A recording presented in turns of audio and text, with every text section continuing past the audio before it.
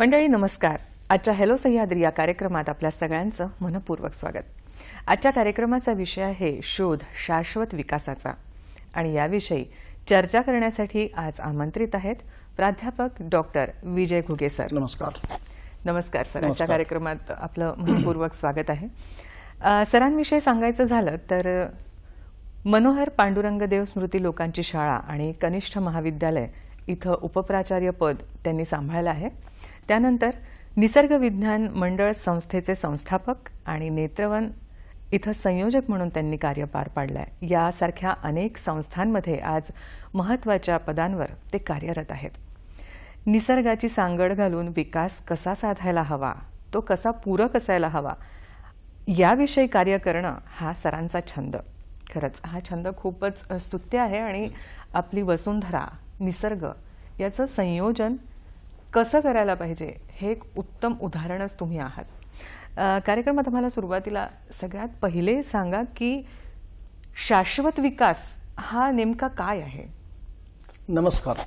खरं तर शाश्वत विकास याच्यापूर्वी मुख्य विषय तो विकास म्हणजे काय तर आपण बघत असतो की आपले आज जिथे कुठे आहो त्याच्यापेक्षा उद्याचा दिवस आणखी चांगला सुखसोयीचा भौतिकतेचा कसा जाऊ शकतो त्या संदर्भात आपण काय काय आपल्याला आवश्यक असेल त्या वस्तू किंवा त्या सुविधा मिळू शकतात याला आम्ही आज विकास म्हणतो.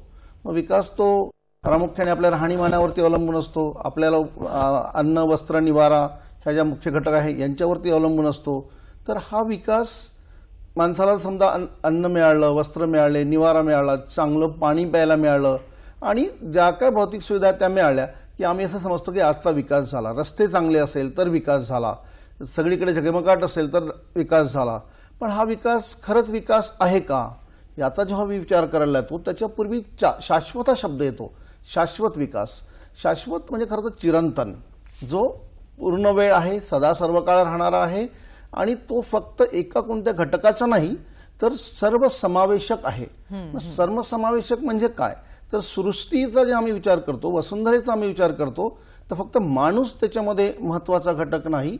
माणूस आत्ता अलीकडे आलेला आहे, त्याच्या पूर्वीपासून ही जीवसृष्टी होती. याच्यामध्ये अनेक अगदी सजीव आहेत आणि या सर्वांना एका संगोपनी एकानी एकमतानी किंवा एक दुसऱ्याशी पूरक जीवनशैली ठेवून जो काही विकास साधला जाईल त्याला आम्ही शाश्वत विकास असं म्हणतो. आणि हा शाश्वत विकास जर करायचा असेल तर आम्ही माणूस म्हणून जेव्हा आमच्या विकासाचा विचार करतो तर आपण एक बोट आपण असं जेव्हा दाखवतो की विकास याला म्हणायचं ते 3 बोटं माझ्याकडे असतात. या 3 बोटं जी आहे माझ्याकडे त्याचा मी विचार करायला पाहिजे की ह्याला कोणत्या पद्धतीने पुढे न्यावं आणि तो चिरंतन असेल त्यालाच आम्ही शाश्वत विकास म्हणू. जल, जमीन, जनावर आणि जनजीवन यांचा मेळ नीट बसणं किंवा त्यांचं योग्य सांगड घालून जनजीवन सुरळीत राहणं हे खूप महत्त्वाचं आहे. तर ते नेमकं का आणि त्याच्यासाठी काय करायला पाहिजे. आपल्याला माहिती आहे आपण जेव्हा ब्रह्मांडाचा विचार करतो तेव्हा आपण पंचमहाभूतांचा विचार करतो. आप, तेज, वायू, पृथ्वी आणि आकाश. आता हे जे आप, तेज, वायू, पृथ्वी आणि आकाश हे आपल्या थेअरीमध्ये आहे, ब्रह्मांडाच्या विचारात आहे, सृष्टीच्या संकल्पनेमध्ये आहे. पण ही संकल्पना जेव्हा आम्ही प्रत्यक्षात उतरवायचा विचार करतो, कारण मी एक निसर्ग अभ्यासक म्हणून आणि विज्ञानाचा विद्यार्थी म्हणून आम्ही जो काही विचार करतो, आम्ही आता आपण जे उल्लेख केला की निसर्ग विज्ञान मंडळाचा संस्थापक आहे. तर निसर्ग विज्ञान मंडळ हे असं ऑर्गनायझेशन आहे किंवा असंही एक चळवळ आहे की त्याचं मुख्य डिक्टम आहे निसर्गाचा न करता रास विज्ञानाचा करू विकास. आणि विज्ञानाचा विकास म्हणजेच शाश्वत विकास, युनिडायरेक्शनल नाही. तर या विज्ञानाच्या विकासामध्ये जेव्हा आप, तेज, वायू, पृथ्वी आणि आकाश या 5 भूमिकांना, या 5 संकल्पनांना आम्ही प्रत्यक्षात पाहू इच्छितो तेव्हा आम्ही म्हणतो की जल, जमीन, जंगल और जानवर इसी पे है जनजीवन निर्भर.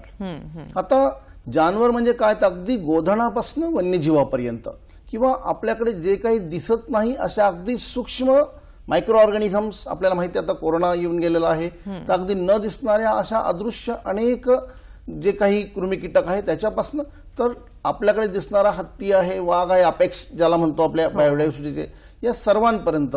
आणि आम्ही हाच विचार करत असताना या सर्व माणसाच्या विकासासाठी, शाश्वत विकासासाठी जो वसुंधरेचा विचार आपण करतो त्या वसुंधरेसाठी आवश्यक असणारी गोधन, देशी गाई, या सर्वांचा विकास जर करायचा असेल तर मग जल, जमीन, जंगल और जानवर इसी पे है जनजीवन निर्भर. जनजीवन म्हणजे सिव्हिल सोसायटी. आम्ही जे राहतो, आपलं जे आजचं जीवनमान आहे हे आपण सगळे सिव्हिलियन्स आहोत, सिव्हिल सोसायटीमध्ये राहतोय. मग या सिव्हिल सोसायटीमध्ये जे काही असतो आपण, तर त्यांनी कसं जगलं पाहिजे, तर आपलं जगणं खरंच शाश्वत असलं पाहिजे. आपलं जगणं जर कसं सुसह्य असलं पाहिजे, आपल्याला सर्व सुविधा मिळाल्या पाहिजे आणि त्या सुविधा पर्यावरण पूरक असल्या पाहिजे, पर्यावरण प्रेरक असल्या पाहिजे, निसर्ग सहाय्यक असल्या पाहिजे. असं जर वाटत असेल तर आम्हाला 4 प्रमुख घटकांचा विचार करणं गरजेचं आहे. त्याच्यामध्ये जल म्हणजे पाणी, जमीन ज्याच्यावरती पाणी प्रवाहित होतं, आणि पाणी आणि जमीन आहे म्हणून जंगल उगवतं, आणि या जंगलामध्ये अगदी गोधनते वन्यजीव म्हणजे जानवर ज्याला आपण म्हणतो हे सर्व असतात. या 4 प्रमुख पिलर्सचा आम्ही उपयोग केला किंवा विचार केला तर आम्ही त्या विकासाकडे जाऊ शकतो. नक्कीच. या 4हींचा विकास करण्यासाठी काही पारंपरिक किंवा आता अत्याधुनिक बऱ्याच उपाययोजना आहेत, तर त्या कोणत्या कोणत्या आहेत? 4 एक स्वतंत्र युनिट आहे. खरं तर एक मोठा विषय आहे. 4 म्हणजे जल जेव्हा म्हणतो, पाणीचा जेव्हा आपण विचार करायला लागतो, तर पाणी जेव्हा येतं आपल्याला माहिती आहे जल ही जीवन आहे, जल है तो कल है असं आपण सगळं ऐकत असतो. आणि आपल्याला हे माहिती आहे की आपल्याला कदाचित पुढचे 8 दिवस जेवायला नाही मिळालं तर चालेल, पण 3 दिवस पाणी मिळेल का, किंवा एका दिवसात पाणी आपण न पिता राहिलो तर काय होईल, आणि हवा तर काही घटका आपण नाही घेतली तर काय. तर ह्या सर्वांचा जेव्हा विचार करायला लागतो तर पाणी अतिशय महत्त्वाचा विषय आहे. पाणी म्हणजे फक्त हायड्रोजन आणि ऑक्सिजनचं संयोग नाही आहे, तर पाणी हे या सर्व चक्रामध्ये चालणारं एक नियोजन आहे की ज्याच्यामुळे, आणि आपल्याला माहिती आहे आपल्या शरीरामध्ये सुद्धा 70% जास्ती पाणी आहे. किंवा जिथे कुठे आपण बघतोय जिथे पाणी असेल तिथे लवचिकता असतं, जिथे पाणी असेल तिथे हिरवळ असतं, जिथे पाणी असेल तिथं आपल्याला एक सदृश्यता किंवा एक आत्मीयता किंवा आनंददायी वातावरण दिसतं. आणि म्हणून हे जल संवर्धन, जल संगोपन किंवा जल आपण पुनर्योजन अशा सगळ्या गोष्टींमध्ये आम्ही पाण्याचा विचार केला पाहिजे. मग पाण्याचा विचार कधी कधी होऊ शकतो, तर मी तर म्हणेन की पिण्यासाठी पाणी मिळतं आपल्याला आजकाल. आता पाणी शहरी लोकांचा जर विचार केला तर शहरामध्ये जर आम्ही विचारलं, आता आमच्या विद्यार्थ्यांना विचारलं, आमच्या तरुण मुलांना विचारलं पाणी कुठून येतं, नागपूर शहराचा जर विचार केला तर नागपूर शहरामध्ये पाणी कुठून येतं. आता कित्येकांना असं वाटेल की पाणी कुठून येतं म्हणजे आमच्या फ्लॅट सिस्टममध्ये किंवा या संस्कृतीमध्ये आजच्या पाणी नळातनं येतं असं उत्तर असेल. पण हे नळातनं येणारं पाणी खरंच नागपूरमध्ये कुठून येतं किती लोकांना माहिती आहे. आम्ही विचार केला तर नागपूरचे ज्या सध्या आम्ही प्रामुख्याने 2 भाग केले, तर नागपूरच्या उत्तर आणि पूर्व भागाचा विचार केला तर तिथे पाणी पेंच टायगर रिझर्वमधून येतं, पेंच व्याघ्र प्रकल्पातनं येतं, किंवा तिथलं जे तोतलाढो डॅम आहे त्या डॅममधून येतं, आणि ते डॅम या पेंच व्याघ्र प्रकल्पाच्या विसिनिटीमध्ये आहे, त्याच्या परिसरामध्ये आहे. मग तिथे पाणी का आहे, कारण तिथे जंगल आहे, तिथे ती जैवविविधता आहे, तिथे व्यवस्थापन आहे, जलव्यवस्थापनाचं नियोजन आहे, आणि ते 110 किलोमीटरवरनं नागपूर शहरामध्ये येणारं पाणी आम्ही कसं वापरतो, त्याचा आम्ही काय विचार करतो. मग त्यावेळेला मला विचार करायला पाहिजे की पाणी खरंच जपून वापरलं पाहिजे. पाणी हे नाही तर आपल्याला वाटतं की मला सहज मिळतं आहे, मला प्यायला आज पाणी मिळतं इथे, पण ग्रामीण भागामध्ये शेतीलाही पाणी मिळत नाही. मग तुम्हाला जर पाण्याचं नियोजन करायचं असेल तर शहरामध्ये सहज मिळणारं पाणी तुम्ही कसं वापरणार आहात याच्यासाठी जनजागृती होणं गरजेचं आहे. आपण बघत असतो पावसाळ्यामध्ये आपल्याकडे प्रश्न सारखे येतात. तुम्ही एक अभ्यास करा. आम्ही आमच्या निसर्ग विज्ञान मंडळाच्या माध्यमातून काही मुलांसोबत जे काम करतो, नेचर सायन्स क्लब, या नेचर सायन्स क्लबमध्ये आम्ही मुलांना वेगवेगळ्या शाळांमध्ये काही प्रकल्प दिलेत की तुम्ही मागच्या उन्हाळ्यामधले काही पेपरचे कात्रणं घ्या, आणि नंतर पावसाळ्यामधले पेपरचे कात्रणं घ्या, एक पुढचे 2-3 वर्षाचं तुम्ही वाचा. कदाचित तुम्हाला असं दिसेल की त्या बातम्यांमध्ये खूप मोठा फरक नाही आहे. कारण काय होतं की उन्हाळ्यामध्ये पाण्याचं दुर्भिक्ष होतं, मग टँकर येतं, टँकर सुरू होतात, आणि एक वाक्य सहजपणे भेटलं की पाणी पेटतं, पाणी पेटतं. मग पावसाळ्यामध्ये काय होतं तर खूप महापूर येतो, पाण्याचं नियोजन झालेलं नसतं, पुनर्भरण होत नाही, आणि त्याच्यामुळे पाणी काय पूर येतो, आणि मग आपल्याला माहिती आहे मुंबई तुंबई झाली असं ऐकतो, शहरामध्ये वस्त्यांमध्ये पाणी जातं. तर म्हणून जलनियोजन हा खूप महत्त्वाचा घटक आहे. सर, आपण जलसंवर्धनाविषयी खूप छान सांगत आहात. आणखी जाणून घ्यायचं आहे, पण कार्यक्रमात वेळ झाली एका छोट्याशा विश्रांतीची. मंडळी कुठेही जाऊ नका, बघत रहा आपला कार्यक्रम हॅलो सह्याद्री.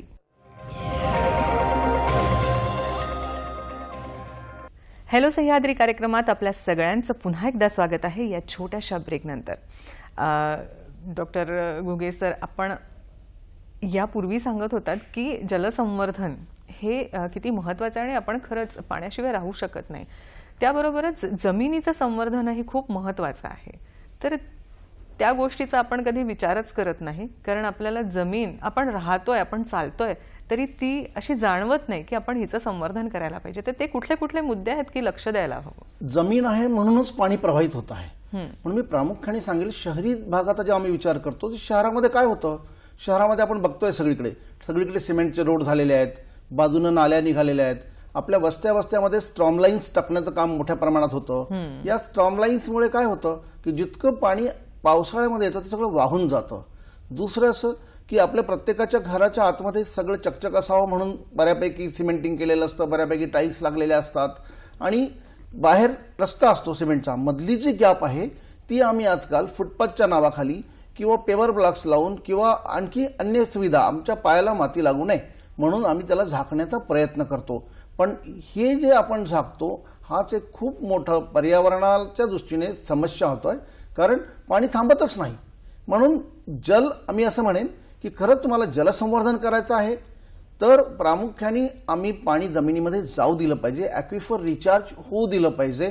आणि मग जे मोठ्या प्रमाणामध्ये पळणारं पाणी असतं त्याला थोडं स्पीड कमी करून धावायला लावलं पाहिजे. धावणारं पाणी असेल त्याला चालायला लावलं पाहिजे आणि चालणारं जे पाणी असेल त्याला जमिनीमध्ये जिरवायला सांगितलं पाहिजे, जिरवलं पाहिजे. हे जिरवायचं असेल तर प्रामुख्याने शहरामध्ये मी सांगेन की जे मधल्या रस्ता आणि कंपाऊंड वॉल याच्यामध्ये असणारे जे पेवर ब्लॉक्स आहे किंवा जे सिमेंटिंग आहे ते बंद व्हायला पाहिजे. ते जर बंद झालं तर ज्याचा आम्ही शाश्वत विकास हा जो विचार करतोय तो होऊ शकतो, कारण पाण्याचं पुनर्भरण होईल आणि पुनर्भरण झालं तर जलसमस्या भविष्यामध्ये निर्माण होणार नाही. नक्कीच. आपण खूप जनरली असं म्हणत असतो किंवा विद्यार्थ्यांना शिकायला मिळतं पाठ्यपुस्तकामध्ये की जमिनीची धूप होते. तर ते नेमकं काय आहे आणि पाणी आणि जमिनीचा तिथे कसा संबंध साधला जातो? अगदी जमिनीची धूप होणे हा आणखी पाण्याशी जोडलेलाच प्रश्न आहे. कारण जमीन जेव्हा पाणी नसेल, मॉइश्चर नसेल, जमिनीमध्ये मृदसंधारण झालं नसेल तर काय होतं की जमीन कोरडी पडते. आणि कोरडी पडलेली जी जमीन असेल तिथे मग हवा असेल, वारा असेल आणि त्याच्यावरचे धुलकण जे असेल ते उडून जातात. त्याला भूक्षरण म्हणतो किंवा सॉइल इरोजन असं म्हणतो. तर हे जे इरोजन होतं तेही याच्यामध्ये होतं की जमिनीमधलं जे काही ओलावा आहे तो कमी झालेला आहे. दुसरं, जमीन धूप किंवा जमीन प्रदूषण हा जो विचार करतो तो खूप मोठा प्रश्न आहे. जमीन आज आम्ही बघतो, कृषीचा जेव्हा विचार करतो, जमीन म्हटलं की आपल्या समोर येतं शेती आणि जंगल पण प्रामुख्याने. पण जंगलाच्या पहिले आम्ही प्रत्येक माणूस विचार करतो की शेती कशी चांगली होईल, शेतीमध्ये भौतिकता कशी आहे आणि शेतीमध्ये जास्तीत जास्त कॅश क्रॉप आम्हाला कसं मिळेल, शेतकऱ्याचं उत्पन्न कसं वाढेल. मग हे उत्पन्न वाढीसाठी आम्ही काय करतो तर त्या जमिनीवरती अत्याचार करतो. जमिनीमध्ये खऱ्या अर्थाने त्याची उत्पादकता वाढवण्यासाठी आवश्यक जे ऑर्गेनिक कर्ब असतं, जे सेंद्रिय कर्ब असतं ते आता हळूहळू कमी झालेलं आहे, कारण आम्ही रासायनिकतेकडे जास्त गेलेलो आहे. हरित क्रांतीचा जेव्हा विचार यायला लागला, हरित क्रांतीमध्ये आम्ही एकच विचार केला की शेतावरती किंवा शेती जी काय असेल, जी पिकं असेल त्याच्यावरती काहीही फवारा पण उत्पन्नाचा वाढवा मारा. तर हा उत्पन्नाचा मारा जेव्हा वाढायला लागला तेव्हा प्रामुख्याने जे रासायनिक घटक आहेत, जे रासायनिक इन्सेक्टिसाइड आहे, पेस्टिसाइड आहे, ते आम्ही जेव्हा फवारायला लागलो, मारायला लागलो तेव्हा जमिनीमध्ये जास्ती टणकता यायला लागली, जमिनीचं मार्दव्य संपायला लागलं. आणि आज तुम्ही जर थोडं कमी क्वांटिटी 100 ml एखादं औषध मारत असाल तर पुढच्या वर्षी त्याची क्वांटिटी 110 ml झाली पाहिजे, तरच तेव्हाचं ते पीक मानतं, कारण त्याचा रेजिस्टन्स वाढतो. आणि हा रेजिस्टन्स वाढत असल्यामुळे जमिनीचं प्रदूषण होतं आणि ही प्रदूषित जमीन हळूहळू बंजर व्हायला लागते. आणि जर जमीन बंजर झाली तर पुढे येणारे जे प्रश्न आहे, आम्ही ज्याला वाळवंटीकरण म्हणतो किंवा जमिनीमध्ये अशाच प्रकारे तुम्ही हे करत राहिले तर जमिनीची क्षारता वाढेल असं म्हणतो, ते सर्व प्रकार घडेल. आणि त्याच्यामुळे आम्ही उत्पादकतेकडे पुढे जाणार नाही, पण किंवा जे काही विकास झाला असेल, जे काही उत्पादन आम्हाला मिळेल उत्पादन वाढलेलं असेल, पण उत्पादन ज्याच्या भरोश्यावरती घेतलेलं आहे मदर अर्थ, ती मात्र कुठेतरी नक्कीच दुःखी झाली असेल किंवा ती कुठेतरी इंज्युअर्ड झाली असेल. तर म्हणून आम्ही सांभाळलं पाहिजे की जमिनीचं जे काही उत्पादन घ्यायचं असेल ते निसर्गपूरक असलं पाहिजे. मग त्याच्यामध्ये निसर्गपूरक कसं असू शकतं, तर ह्याचा विचार जेव्हा करायला लागलो तर आम्हाला पारंपरिक शेतीकडे वळावं लागतं, आम्हाला नैसर्गिक शेतीकडे वळावं लागतं. वर्षानुवर्ष आमचे पूर्वज करत होते, नवीन आम्ही काही करत नाही. वर्षानुवर्ष अनेक पिकं ते घेत होते, पण तेव्हा काय होतं, आमच्या गरजा मर्यादित होत्या किंवा आम्हाला एक बंधन घालून दिलं होतं. आता काय झालेलं आहे की माणसाच्या गरजा खूप वाढल्या असं आपण म्हणू, कारण निसर्गामध्ये ती ताकद आहे. महात्मा गांधींचं एक खूप सुंदर वाक्य आहे की nature can fulfil everybody's need but not anybody's greed. म्हणजे महात्मा गांधी म्हणायचे की प्रत्येकाची गरज पूर्ण होईल इतकी शक्ती निसर्गात आहे, पण प्रत्येकाचा हव्यास, एकाचा सुद्धा हव्यास पूर्ण करू शकत नाही, आणि ती स्थिती आज झालेली आहे. आणि म्हणून जमीन प्रदूषण हा पण खूप मोठा विषय झालाय. नक्कीच. आपण शेती आजची कशी आहे आणि ती खरंच कशी असायला हवी याविषयी सांगितलं, पण ऑर्गॅनिक फूड घेणं किंवा शेतीची उत्पादनं घेणं ही आजकाल काळाची गरज झालेली आहे, तर त्याविषयी काय सांगणार? आपलं आरोग्य जर आपल्याला खरंच निरामय ज्याला म्हणतो आपण, आपलं आरोग्य चांगलं राखायचं असेल, आज आपण बघतोय अनेक, म्हणजे अगदी सायंटिफिक वेनी गेलात किंवा तुम्ही काही आकडे घेतले तर तुम्हाला दिसेल की दर 10 व्यक्तीमागे 2 किंवा 3 तरी व्यक्ती कुठल्या तरी आजाराने सफर झालेल्या असतात. कॅन्सर कॉमन झालेला आहे, डायबिटीक कॉमन झालेला आहे. मग याची कारणं काय आहेत, तर याच्यात महत्त्वाचा विषय आमच्या जीवनशैली सोबत आमचं अन्नग्रहण, आमचा जो आहार आहे आणि विहार आहे. तर आहारामध्ये आज जे काही मिळतं ते जास्तीत जास्त प्रदूषित मिळत आहे. आज आम्ही जे आताच बोललो की रासायनिक फवारण्या केल्यामुळे जे उत्पादन होतं ते प्रदूषित असतं, ते आपण खातो, आणि बऱ्याच प्रमाणामध्ये त्याच्यामध्ये जे काही कंटेंट्स आहे विषाचे, पॉयझन्सचे, ते तुमच्या शरीरात जातात आणि हळूहळू आम्ही त्याचे बळी पडतो आणि एक एक आजार वाढत जात. डॉक्टरांच्याकडे आम्ही जाण्याचा कल वाढतो. बघतोय आपण शहरात दवाखाने मोठे मोठे झालेले आहेत, पण तिथून जर आम्हाला परत फिरायचं असेल तर आम्ही पुन्हा निसर्गाकडे जायला पाहिजे. नैसर्गिक शेती, सेंद्रिय शेती याचा विचार करायला पाहिजे. आता नैसर्गिक शेती किंवा सेंद्रिय शेती हा जो विचार करू तर त्याच्यासाठी अतिशय महत्त्वाची भूमिका ही देशी गोवंशाची आहे. देशी गाईचं संगोपन व्हायला पाहिजे. पण पुन्हा आम्ही विकास म्हणजे जास्ती पैसे, विकास म्हणजे भरभराट, जास्ती उत्पादन ह्याच्याकडे जातो. आणि आपण बघत असाल तर शहरामध्ये जे मिळणारं दूध आहे ते जर्सीचं मिळतं, हॉस्टेनचं मिळतं किंवा म्हशीचं मिळतं. जर्सी, हॉस्टेन, म्हैस हे जास्त दूध देतात, पण त्यांच्या दुधामध्ये जी पोषकता नसते, कारण त्याला आपल्याला माहिती आहे A1, A2चा आम्ही जेव्हा विचार करतो तर देशी गाईचं दूध हे औषध आहे, आणि देशी गाईचं शेण, देशी गाईचं गोमूत्र हेही औषध आहे. गोमूत्र अर्कापासून अनेक आजार बरे होतात. आणि हे असे अनेक उत्पादन घेणारे सध्या अनेक शेतकरी आहेत, महिला बचत गट आहेत, काही आदिवासी महिला करतात. आम्ही ज्या भागामध्ये काम करतो तिथेही काही महिला गोमूत्र आणि शेण हा मुख्य विषय घेऊनच काम करतात. कारण तुम्ही देशी गाय सांभाळतो म्हटलं तर देशी गायला दूध कमी असतं किंवा ती तितकं पुरेसं दूध देत नाही, म्हणून शेतकरी ठेवत नाही. पण देशी गाईचं गोमूत्र आणि शेण हा जर आम्ही मेन प्रॉडक्ट घेतला आणि दूध हा बाय प्रॉडक्ट केला पाहिजे असा विचार जर करायला लागलात तर तुमच्या लक्षात येईल की गोमूत्रामुळे जीवामृत तयार होतं, घनजीवामृत तयार होतं. शेण वापरलं की ते शेतीमध्ये वापरलं जातं, त्याच्यामुळे ऑर्गॅनिक कर्ब जो आहे तो वाढला जातो. आणि पर्यायाने शेतीमध्ये रासायनिक इन्सेक्टिसाइड, पेस्टिसाइडही वापरले जात नाही, कारण त्याच्यापासून दशपर्णी अर्क, ब्रह्मास्त्र, लिंबोळी खत अशा अनेक घटक होतात. त्याच्यामध्ये मुख्य घटक हा देशी गाईचं शेण असतं. गोधन आणि गोधनपूरक व्यवसाय याविषयी आपण सांगत आहात, तोच विषय आपण ब्रेक नंतर जाणून घेणार आहोत. कार्यक्रमात घेऊया एक छोटीशी विश्रांती. बघत रहा हॅलो सह्याद्री कार्यक्रम.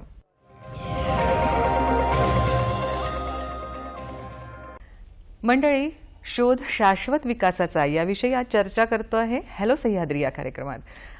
सर, आपण ब्रेकला जाण्यापूर्वी गोधन आणि त्याविषयी ज्याही काही गोष्टी आहेत त्याचा आपण कसा उपयोग करू शकतो, कसा रिसायकल करू शकतो याविषयी आपण सांगत होतात. अगदी बरोबर. खरं तर मी तुम्हाला तेच सांगत होतो की शाश्वत विकास जर करायचा असेल तर गावामध्ये एक उदाहरण असं दाखवू सांगतो की आम्ही ज्या भागात काम करतो तिथे एक जांभळापाणी नावाचं गाव आहे. त्या गावामध्ये जेव्हा आमच्या महिलांनी, आदिवासी महिलांनी हे जे प्रॉडक्ट वेगवेगळे गोमूत्रापासनं आणि शेणापासून सुरू केले, धूपकांडी असेल, साबण असेल, धूपघट असेल, अगदी जीवामृत आणि गोमूत्र अर्कापर्यंत, तर ज्यांच्याकडे गायी नाही आहेत अशी मंडळी जेव्हा गावगोहन जातं, गावामध्ये गायी वेगवेगळे असतात, गावगोहन जातं तर शेण अगदी असं रस्त्यावर पडत जातं. हे सहजपणे दृश्य दिसतं आणि रस्ता पण घसरटा होतो, रस्त्यावरती घाण दिसतं. पण हा कार्यक्रम सुरू झाल्यानंतर आम्ही ग्रामीण गोमाई कौशल्य विकास केंद्र सुरू केलं आणि मग हे गोमाई जेव्हा एकत्र करण्याचा कार्यक्रम झाला तर गावगोहन निघालं की मुलं, बायका अगदी असे भांडे घेऊन निघायचे आणि गाईचं ते शेण गोळा करायचे आणि त्याच्यापासून हे प्रॉडक्ट बनवून ते वापरायला सुरुवात केली. म्हणजे सोबत आम्ही जे स्वच्छता अभियान म्हणतो तेही राबवलं गेलं. लोकांना जी वस्तू वेस्ट होती ती इन्व्हेस्ट करायची सवय लागली आणि तो जर विकास होत गेला तर मग आम्ही त्याला म्हणू की याच्यातनं हा शाश्वत विकास आहे, कारण तो निरंतर टिकणारा आहे आणि सहजपणे गावामध्ये उपलब्ध होणार आहे. नक्कीच, खूप छान सांगत आहात आपण.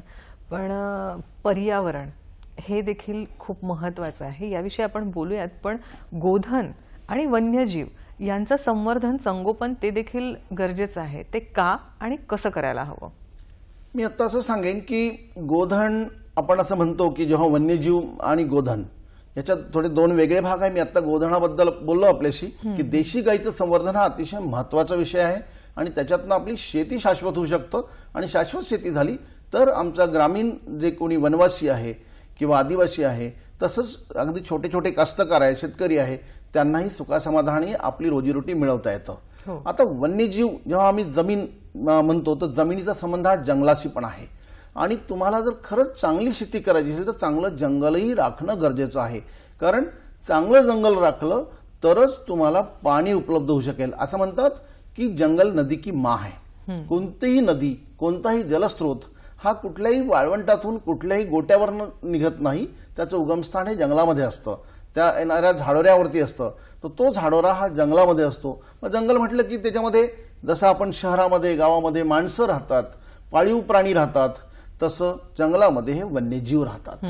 मग आता हे वन्यजीव कोणते असेल तर तिथे सुद्धा अगदी छोट्या छोट्या, अगदी सरपटणाऱ्या प्राण्यापासून तर ज्यांना सर्वांच्या आवडीचा प्राणी, किंवा आम्ही जंगल सफारीला जातो, बाहेर जातो, वाघ दिसला तर जंगल चांगलं, वाघ नाही दिसला तर जंगल बेकार, असं जे म्हणतो, ही सुद्धा कन्सेप्ट महत्वाची नाही. कारण जंगल हा स्वतंत्र एक अधिवास आहे आणि तुमच्या जंगलामध्ये गेलं असताना आम्ही हे बघितलं पाहिजे की तिथे कोणती जैवविविधता आहे. जैवविविधता जर असेल तर त्या विविधतेनुसार ते पक्षी, ते प्राणी राहतात. काही पक्षी असे आहेत की जे एका विशिष्ट झाडाचाच फळ खातात. काही प्राणी असे आहेत की ज्यांना त्या प्रकारची वनस्पती असेल तरच त्यांचं चांगल्या प्रकारे उदरभरण होतं किंवा त्यांचं चांगल्या प्रकारे त्यांचं आरोग्य ठीक राहतं, नाहीतर मग त्याच्यामध्ये बिघाड होऊ शकतं. म्हणून जंगल संवर्धनासोबत वन्यजीव संवर्धन हाही महत्वाचा विषय आहे आणि ते संवर्धित झालं पाहिजे. म्हणून गावांनी, ग्रामस्थांनी एक वेगळ्या पद्धतीने समोर आलं पाहिजे. हा एक छोटा प्रकल्प किंवा एक छोटा अभ्यास आम्ही या संदर्भातही केला आणि गेली 14 वर्ष जेव्हा आम्ही नागपूरच्या शहराच्या बाजूला, कारण आपल्याला माहिती आहे नागपूर शहराच्या कोणत्याही दिशेने आपल्याला जंगल लागतं आणि हे जंगल अतिशय चांगलं आहे. नागपूरला वाघपूर म्हणतात, टायगर कॅपिटल म्हणतात. तर हे सर्व राखायचं असेल तर लोकांचा सहभाग अतिशय महत्वाचा आहे. वनविभाग प्रशासकीय माध्यमातून जंगल संवर्धित करतं, पण लोकांनी त्याला जर जोड दिली, साथ दिली तर ते जंगल चांगलं राहू शकतं. आत्ताचा विचार करत असेल या सीझनचा, तर आता आपल्याला पुढची समस्या जंगलामध्ये निर्माण होणार आहे ती वनवा, आग.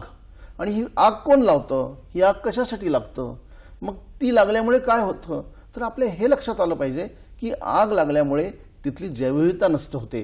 तिथे असणारे कृमी कीटक आहे, त्यांची अंडी असेल, त्यांची एखादी प्रोजिनी असेल, ती नष्ट होते. म्हणून जंगलामध्ये आग लागू नये. आग लागत असेल तर तुरंत वनविभागाला कळवलं पाहिजे. वनविभागाचा 1926 नंबर एक आहे, टोल फ्री नंबर आहे, त्याच्यावरती कळवलं तर तिथून तुरंत वनविभागाची मदत मिळते. किंवा गावांनी आपापल्या गावांमध्ये तशा पद्धतीने काम सुरू केलं पाहिजे. आम्हीही सामूहिक वनहक्क व्यवस्थापन समिती किंवा जैवविविधता व्यवस्थापन समित्या अशा काही तयार झालेल्या आहेत आणि त्यातनं आपण हे सगळं काम करत असतो. पर्यावरणपूरक शेती, पर्यावरणाला पूरक असणारे जनजीवन, वन्यजीव, कृमी कीटक ह्या सगळ्यांचा परस्पर संबंध आहे. म्हणून पर्यावरणाचं रक्षण करणं हेही खूप महत्त्वाचं आहे. अनेक बाबी आहेत त्यामध्ये की ज्या आपण लक्षात घ्यायला पाहिजेत, तर त्याविषयी आम्हाला सांगा. खरं तर आपण लक्षात घेण्याच्या दृष्टीने माणूस म्हणून विचार करतो तेव्हा अनेक कायदे सुद्धा आलेले आहेत. आपल्याला माहिती आहे प्रत्येक गोष्टीमध्ये सिद्धांतिक बैठक खूप छान असते, सिद्धांत सुंदर असतात, आपल्याकडे असणारे जे काही साहित्य असतं ते चांगलं असतं, पण त्या सर्व साहित्याचा उपयोग कसा होतो, उपयोजन कसं होतं हे पाहणं गरजेचं आहे.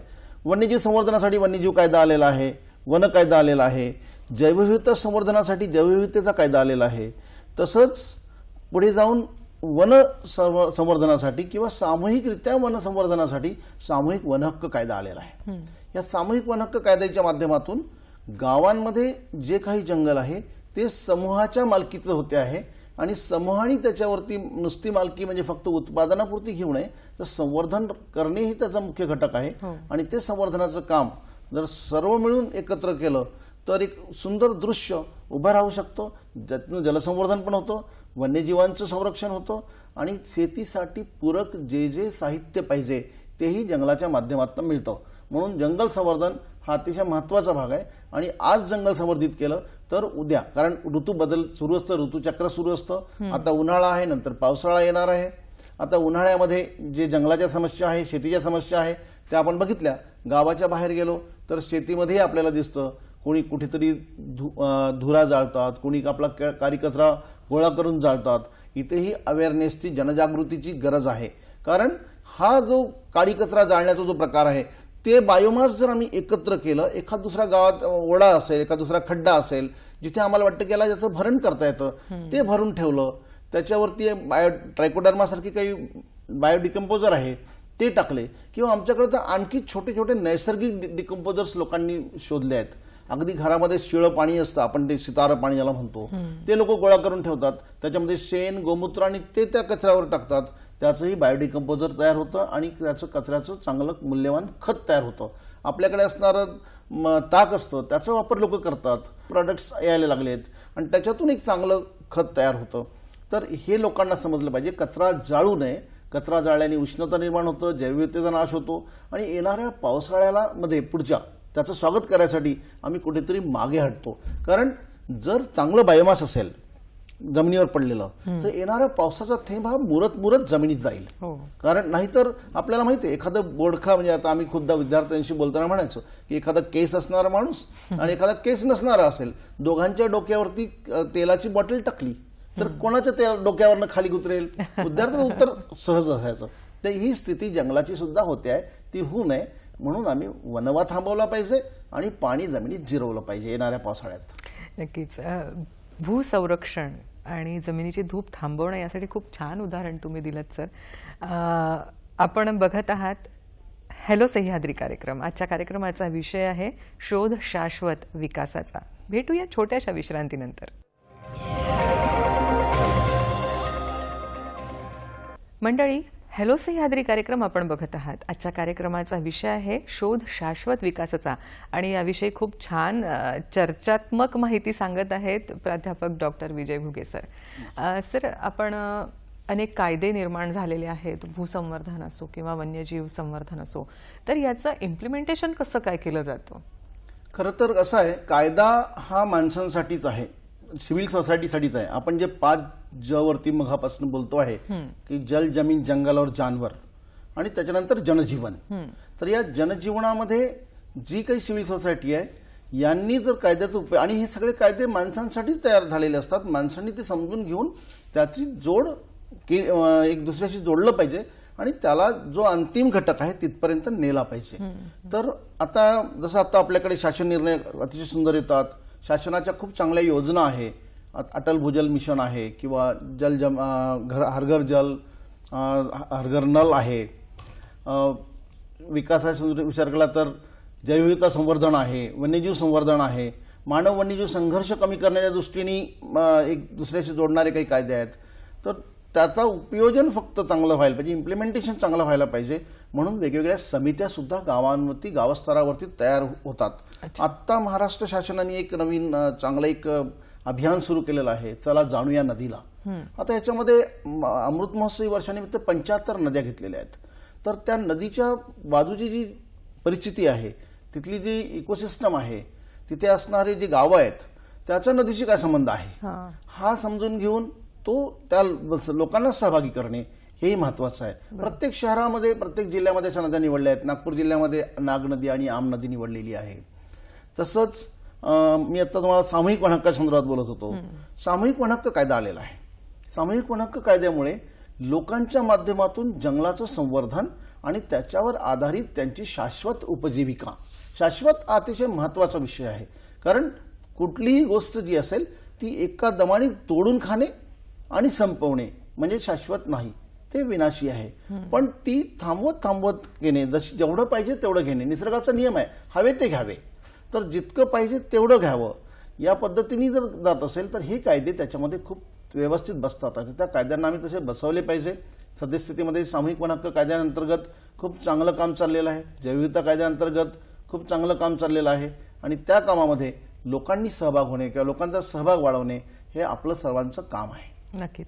आपण अनेक समाजसेवी संस्थांशी जोडलेले आहात. पर्यावरण विषयक कार्यक्रम देखील अनेक राबवले जातात, तर ते कुठले कुठले आहेत हे आम्हाला सांगा. शासनाच्या दृष्टीने विचार केला तर मी तर खूपदा असं समाजसेवा म्हणता जेव्हा मी म्हणतो तर आम्ही शासकीय आणि अशासकीय असे दोन विचार करतो. पण या शासकीय आणि अशासकीयला खऱ्या अर्थाने राबवण्याचा कार्यक्रम जो प्रशासकीय असतात, ज्याला आपण प्रशासन म्हणतो. आपल्याकडे एक व्यवस्था असते. जिल्हाधिकारी असेल, SDO असेल, तहसीलदार असेल, खालती जाऊन मंडलाधिकारी, हे महसूलचे अधिकारी आहे. वनाचा विचार केला तर अगदी जिल्ह्याचा फक्त विचार करायला लागलो तर उपवन संरक्षकापासून अगदी खालच्या वनमजुरापर्यंत जी चेन आहे, तर या प्रत्येक घटकामध्ये कृषीचा विचार केला तर तीच चेन आहे. तर या चेनला एक दुसऱ्याशी जोडण्याचं काम विविध संस्था संघटनांनी करायला पाहिजे. ते करण्यासाठी शासनाने वेगवेगळ्या समित्या स्थापण्याचं पण नियोजन केलेलं आहे. फक्त त्या समित्या स्टँडर्ड जे असतं समित्यांचं किंवा त्यांना समजवण्यासाठी जे समन्वयक असतात त्यांची भूमिका जास्त महत्वाची आहे. समिती पेपरवरती राहू नये, समिती गावांमधून यावी, ग्रामसभेतनं यावी. त्याच्यासाठी ग्रामसभेमध्ये वेगवेगळ्या संस्था खूप काम करतात आणि खूप वेगवेगळे नेटवर्क आहेत जे पर्यावरण संवर्धनासाठी, शाश्वत विकासासाठी काम करतात. तर या नेटवर्कच्या माध्यमातून गावांमध्ये गावस्थरावरती म्हणजे अगदी आता ग्रामसभा सुद्धा म्हटलं तर आम्ही पंचायत राज कायद्याचा विचार करायला लागलो तर लोक म्हणतात फक्त ग्रामपंचायतमध्ये एकत्र यायचं, सभा मांडायची, बोलायचं म्हणजे ग्रामसभा. पण आता वनहक्क कायद्याने सांगितलेलं आहे ग्रामसभा म्हणजे फक्त ग्रामपंचायतमध्ये नाही, पाडा, तांडा, टोला, गाव जिथे जिथे लोकांचा समूह आहे त्या समूहामध्ये जाऊन त्या समूहाचे जे काही गरजा आहे, प्रमुख गरजा आहे, त्या पर्यावरणपूरक आहे, निसर्गपूरक आहे, त्या गरजा पूर्ण करण्यासाठी त्यांची ग्रामसभा घेणे आणि त्या ग्रामसभेला मग शासनाच्या विविध विभागाशी जोडणे. साधा वनहक्क कायद्याचा विचार केला तर त्याच्यामध्ये आम्ही महसूल विभागाशी जोडतो कारण जमिनी महसूलची आहे, त्या सातबारा आणि बाकी गोष्टी महसूलकडे असतात. मग इम्प्लिमेंटेशन करण्याचं काम तिथे जी ग्रामपंचायतीच्या माध्यमातून सरकारी अधिकारी ग्रामसचिव करतात. आतापर्यंत वनाचा विचार करतो म्हणून वनरक्षक येतो आणि या सगळ्यांच्या समन्वयाला जोडणारी एक समिती असते. हे 4 पिलर पुन्हा तिथे एकत्र येतात तेव्हा मग वनाचा विकास होतो. तर असे वेगवेगळे घटक आम्ही एकत्र आणले पाहिजे आणि ते सोबत सगळ्यांनी काम केलं पाहिजे. तर मला वाटतं की पर्यावरणाची समस्याच निर्माण होणार नाही, उलट पर्यावरण पूरक सगळं वातावरण तयार होईल आणि त्याच्यासाठी आम्ही सातत्याने कार्यरत राहिलो पाहिजे. आपली जीवनशैली बदललेली आहे. आपण निसर्गाकडे वेळ काढून जातो, आपल्या आजूबाजूला निसर्ग निर्माण करायला हवा पण त्याकडे लक्ष दिलं जात नाही. पेट्रोल आहे, त्यानंतर आज आपण बघतो की घराघरात एकाच्या 2-2, 3-3 व्हेकल्स असतात. तर त्यासाठी काही उपाययोजना सरकारतर्फे म्हणा किंवा काही राबवल्या जाऊ शकतात का? खरं तर खूप चांगला प्रश्न विचारला तुम्ही आणि हा खरं तर आम्ही आता पण जनजीवन जे म्हणत होतो, आपण सिव्हिल सोसायटी म्हणत होतो, त्यांच्यासाठी खरंच महत्वाचा प्रश्न आहे की आम्ही आता तुम्ही विचारलं की आम्ही बाहेर जातो, निसर्गाकडे जातो, प्रत्येकाला आवडतं आउटिंग. पण त्या आउटिंगमध्ये मी नेहमी म्हणतो की आउटिंग फॉर शाउटिंग असं लोकांचं डेफिनेशन असतं. म्हणजे घरी असतो आम्ही शांत नसतो, आम्ही शांतता शोधायसाठी जंगलात जातो, शांतता शोधायसाठी बाहेर जातो, पण तिथेही आम्ही आमची भौतिकता घेऊन जातो, आमचे बाकी जे काही असेल ते त्याच्यापासून आम्ही दूर गेलो पाहिजे. आम्ही जेव्हा जंगलात जातो तेव्हा आम्ही त्याच्याप्रमाणे तिथल्या वातावरणाला डिस्टर्ब न करता तिथल्या वातावरणामध्ये जे सुसंगतता आणता येईल त्याचा प्रयत्न केला पाहिजे.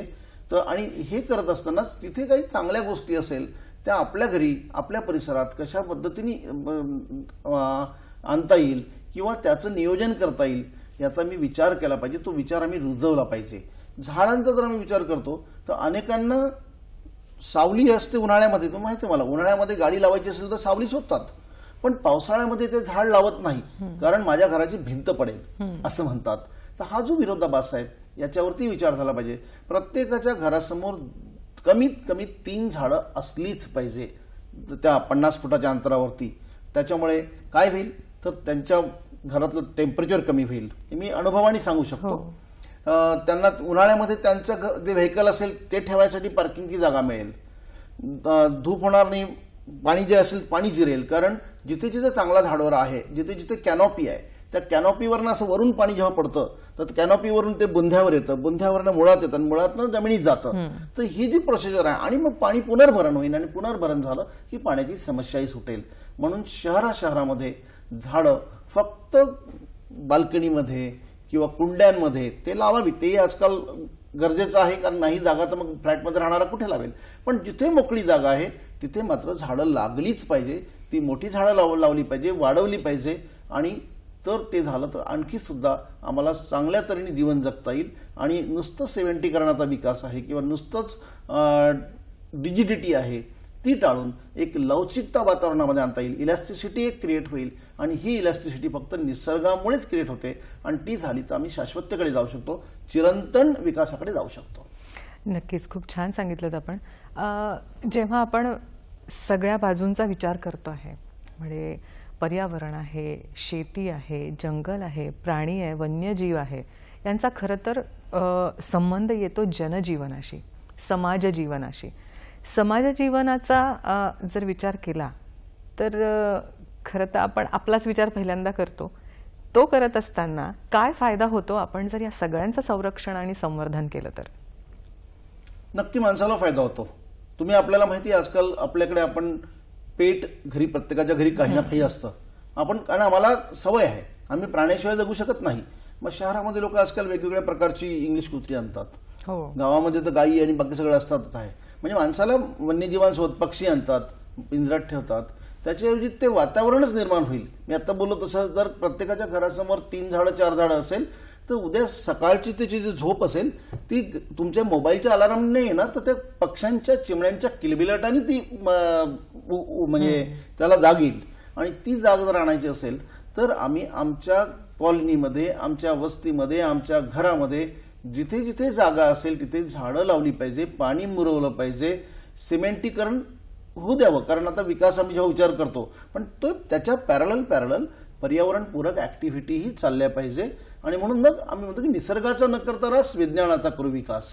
तुम्ही विज्ञानाचा विकास करा. विज्ञानाचा विकास आहे हा युनिडायरेक्शनल नसावा. तो एका दिशेने गेला. कुठलीही गोष्ट जेव्हा मोनो होतं त्याच्यामध्ये मोनो झालं की बाकी गोष्टींना त्याचे एक वेगळ्या प्रकारचं इम्प्रेशन तयार होतं किंवा त्याचा एक वेगळा इम्पॅक्ट क्रिएट होतो. मोनो प्लांटेशन असेल, मोनो ॲटमॉस्फिअर असेल म्हणजे एका बाजूचं. त्याच्यापेक्षा डायव्हर्सिटी असली पाहिजे आणि जिथे जिथे डायव्हर्सिटी असेल तिथे स्वच्छंदता असते, जिथे डायव्हर्सिटी असेल तिथे आनंद असतो आणि जिथे जिथे डायव्हर्सिटी असेल तिथे रंगीबेरंगी किंवा वेगवेगळे घटक असतात आणि ही डायव्हर्सिटी ही विविधता सगळ्यांना आवडते. म्हणून जनजीवनाचा जेव्हा मी विचार करतो तेव्हा सगळ्या प्रकारच्या डायव्हर्सिटीवरती, जैवविविधतेवरती आम्ही विचार केला पाहिजे. शोध शाश्वत विकासाचा याविषयी आपण खूप छान मार्गदर्शन ऐकत आहोत प्राध्यापक डॉक्टर विजय घुगे सर यांच्याकडून. पुन्हा आणखी जाणून घेऊया, पण घेऊया एक छोटासा ब्रेक. बघत रहा हॅलो सह्याद्री कार्यक्रम.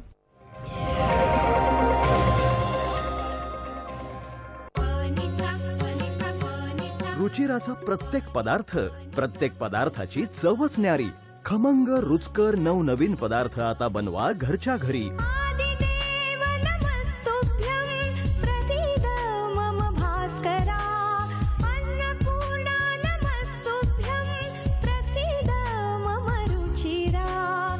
रुचिरा पाहायला विसरू नका दूरदर्शनच्या सह्याद्री वाहिनीवर.